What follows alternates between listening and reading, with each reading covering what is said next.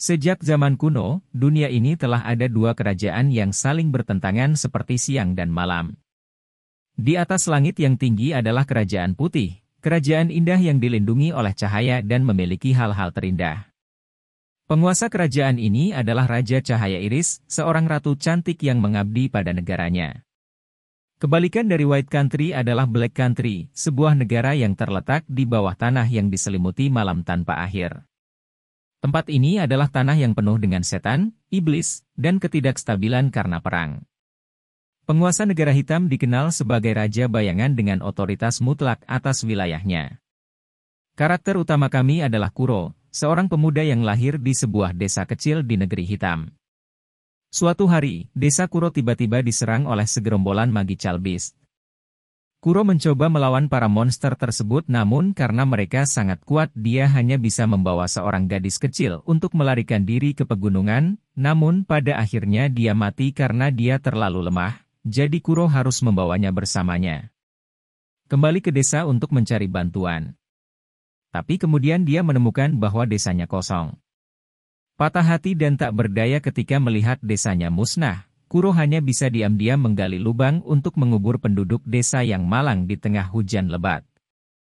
Saat ini, ada seorang lelaki tua yang mengenakan pakaian baju besi bangsawan melewati desa, melihat Kuro sedang menggali lubang, dan dia berjalan ke arahnya dan mengajukan pertanyaan dan memberinya sepotong roti. Lapar dan kelelahan, Kuro menyambar roti itu dan melahapnya. Melihat Kuro masih menggali lubang dengan sia-sia, pria itu melemparkan pedangnya ke arahnya. Dia mengatakan akan mengajarinya cara menyelamatkan orang tanpa harus menggali lubang untuk mengubur mereka. Jelas bahwa seorang amatir muda seperti Kuro bukanlah tandingan prajurit veteran itu. Namun dengan keinginan untuk menyelamatkan semua orang, Kuro akhirnya menghunus pedang di tangan pria itu. Pria itu tertawa dan berkata bahwa dia tidak mengharapkan keajaiban seperti itu di saat-saat terakhir hidupnya. Ternyata pria ini adalah Pangeran Skir dari Kerajaan Kegelapan. Dia dikalahkan dalam pertarungan memperebutkan tahta, jadi dengan luka berat dan usia tua, kekuatan di dalam Skir hampir habis. Sebelum menghembuskan nafas terakhirnya, sang pangeran menyerahkan pedangnya kepada Kuro. Dia menyuruhnya pergi ke ibu kota dan menemukan seorang ksatria bernama Filos. Kemudian nyatakan namamu, aku adalah Pangeran Kegelapan, penerus Raja Kegelapan, orang itu akan menunjukkan kepadamu apa yang harus dilakukan selanjutnya. Skir mengatakan bahwa dia percaya pada Kuro dan percaya dia bisa mengubah dunia. Kuro membawa pedang itu ke ibu kota kerajaan dan bertemu dengan Filos. Melihat pedang pemiliknya tergeletak di tangan orang lain, Filos mengira Kuro telah membunuh Skir dan mencurinya. Namun ketika dia mendengar Kuro mengaku sebagai Pangeran Kegelapan, dia mengerti bahwa Kuro adalah orang yang dipilih pangeran sebagai penggantinya. Filos mengambil kembali pedangnya dan berkata bahwa mulai sekarang, Kuro adalah tuannya dan kemudian membawanya kembali ke rumah Skir. Sementara negara hitam dilanda kekacauan, di langit, Kerajaan Putih dipimpin oleh Ratu Iris untuk menjadi kekuatan yang kuat. Iris sering dan prajuritnya mengusir monster yang selalu berusaha menyusup ke wilayah negara putih. Bagi Iris, keinginan terbesarnya adalah mengalahkan Raja Bayangan yang selalu berusaha menginvasi wilayah Kerajaan Putih. Ratu bahkan tidak peduli dengan kesehatannya ketika dia sering menggunakan terlalu banyak kekuatan untuk mengusir monster. Suatu hari, Ratu Iris sedang beristirahat di istana ketika tiba-tiba Raja Iblis bernama Bar menyerang kota. Dia terang-terangan menghancurkan istana dan membunuh banyak orang. Pasukan penjaga kerajaan juga dengan cepat dikalahkan olehnya dalam satu pukulan. Bahkan penyihir elf Atlanta tidak bisa menghentikan Bar. Dihadapkan dengan kekuatan menakutkan Bar, Ratu Iris terpaksa menghadapi monster itu sendiri. Tapi karena pertempuran sebelumnya dengan roh jahat kegelapan, Iris kehilangan banyak kekuatan. Jadi meskipun dia adalah orang terkuat di negara putih, dia masih sangat lemah melawan Raja Iblis. Untungnya, Bar hanya mencari seseorang yang layak untuk melawannya, jadi ketika dia melihat Iris tidak menunjukkan kekuatan penuhnya, dia berbalik dan pergi. Oleh karena itu, Bakwok juga menghindari kecelakaan untuk sementara. Di tempat lain, Kuro dilatih oleh Filos dalam ilmu pedang dan pengetahuan budaya. Philos mengatakan bahwa menjadi raja saja tidak cukup, Kuro perlu memiliki ilmu untuk memimpin negara menjadi lebih sejahtera. Setelah masa kerja keras dengan Philos, kekuatan Kuro telah meningkat pesat. Untuk menyemangati pemuda itu, Philos memberinya mantel Skir, mengatakan bahwa jika itu diberikan kepada Kuro, mendiang pangeran akan merasa tenang. Suatu hari, saat berlatih ilmu pedang dengan Philos, Kuro secara tidak sengaja menyelamatkan seorang gadis bernama Groza dari monster iblis.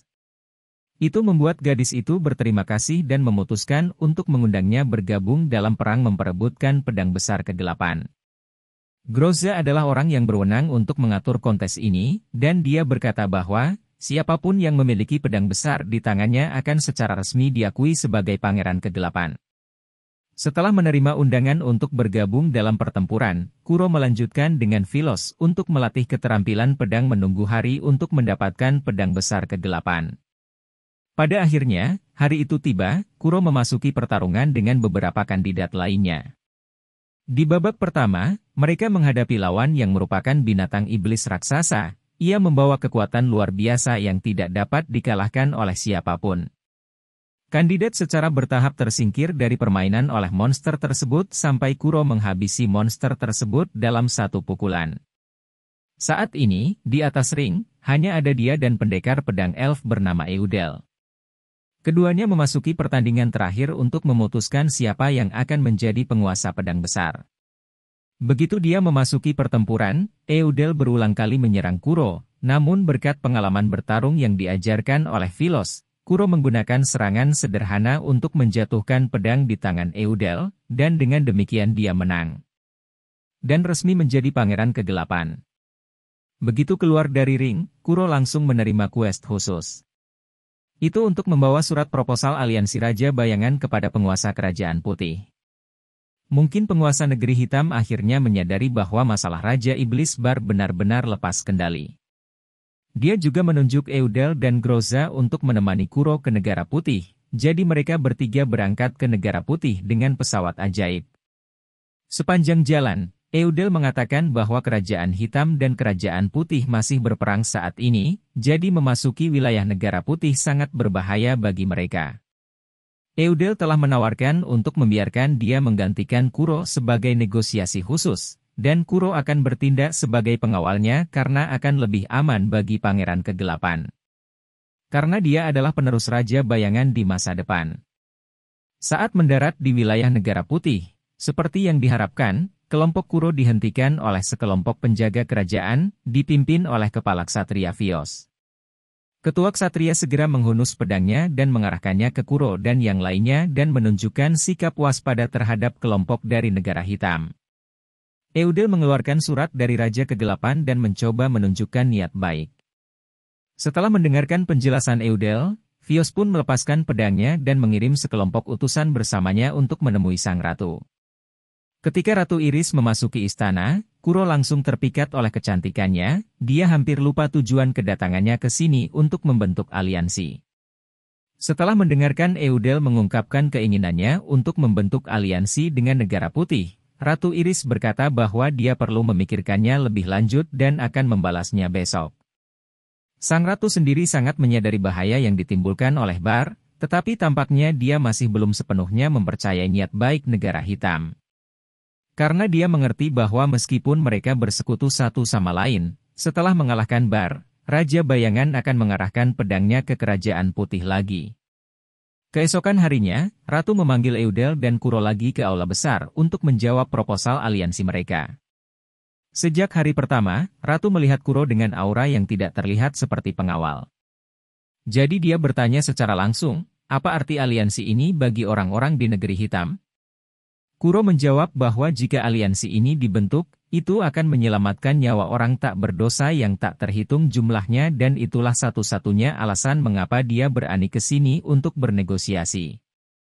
Setelah mendengar jawaban Kuro, Ratu Iris merasa percaya diri dengan pria ini, jadi dia memutuskan untuk membentuk aliansi dengan Negara Hitam untuk melawan Raja Iblis Bar bersama. Menebak bahwa kali ini Bar akan muncul di Negara Hitam, Ratu Iris segera berangkat ke Tanah Bayangan untuk membantu pertempuran, dan Kuro serta Eudel ditahan di Negara Putih sebagai sandera. Groza kini telah kembali ke Negeri Hitam dan bersama Philos mendirikan penghalang pertahanan menunggu untuk menyambut pertempuran. Seperti yang diduga, Bar muncul di langit Negeri Hitam. Begitu melihatnya, Philos memimpin pasukan untuk melawan Raja Iblis. Tapi kekuatan Bar benar-benar mengerikan, ketika dengan satu lambaian tangannya, dia menghempaskan pasukan Philos. Di tanah, Groza memerintahkan prajurit untuk terus-menerus menembakkan panah raksasa ke arah Bar tapi tidak ada yang bisa menembus tubuhnya, bahkan serangan sihir tipe petir milik Groza membuatnya cemburu. Terlepas dari serangan konstan Philos dan Groza, Bar masih dengan tenang menghancurkan ibu kota negara hitam. Dia tiba-tiba mengeluarkan suara keras yang menggetarkan bumi yang membuat seluruh tubuh Philos dan Groza tidak bisa bergerak. Saat Bar hendak memberikan pukulan terakhir pada mereka berdua, semburan asap hitam muncul entah dari mana dan menghanyutkan mereka. Ternyata, itu adalah Raja Bayangan. Penguasa kerajaan hitam secara pribadi menghentikan Raja Iblis itu, tetapi tampaknya itu juga bukan lawannya. Pada saat ini, Ratu Iris muncul dan mengikat Bar dengan rantai cahaya. Mengambil kesempatan itu, Raja Bayangan menuangkan kekuatannya untuk menyegel Raja Iblis ke dalam lahar panas. Sekembalinya dari perang, kekuatan Ratu Iris hampir habis. Kuro berada di istana saat mengetahui bahwa Iris telah kembali dan segera berlari ke arahnya. Iris pingsan tepat di pelukan Kuro dan kemudian koma selama beberapa hari. Usai pertarungan, Groza kembali ditugaskan membawa surat rahasia untuk Ratu Cahaya.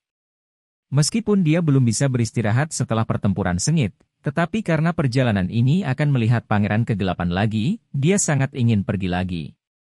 Ketika Ratu membuka surat Raja Bayangan, ternyata itu adalah permintaan gencatan senjata, karena dia ingin memperbaiki akibat perang dengan Raja Iblis. Setelah berpikir sejenak, Ratu Iris menyetujui usulan Raja Bayangan. Setelah itu, Ratu mengundang Kuro dan rombongannya untuk tinggal di Negeri Putih sebagai tamu. Dia secara pribadi memimpin mereka dalam tur ke kerajaan cahayanya yang indah, dan kedua belah pihak mengesampingkan semua permusuhan dari perang antara kedua kerajaan untuk mendekat.